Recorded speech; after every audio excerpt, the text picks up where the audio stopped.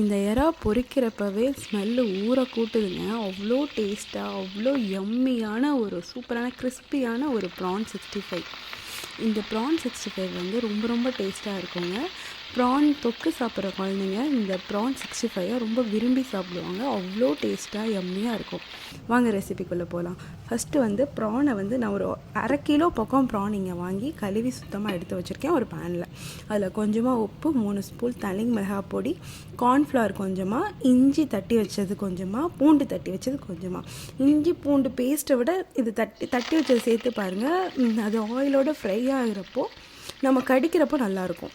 இப்போது நம்ம ஒரு பேனில் எண்ணெய் ஊற்றிட்டு எண்ணெய் காஞ்ச உடனே அதில் கொஞ்சமாக கருவேப்பிலை தூவி அது பொரியிறப்போ நம்மளோட ப்ரானையும் எடுத்து அது மேலே நீங்கள் போட்டுருங்க.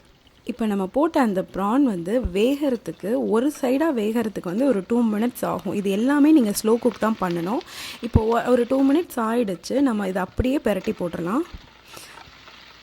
பெரட்டு போட்டு ஒரு நிமிஷம் இதை குக் பண்ணால் போதும். அவ்வளோதான். எவ்வளோ நல்ல கிறிஸ்பியாக வந்து ரெடியாக இருக்குது பாருங்களேன். அவ்வளோதான், யம்மியான ப்ரான் ஃப்ரை ரெடி.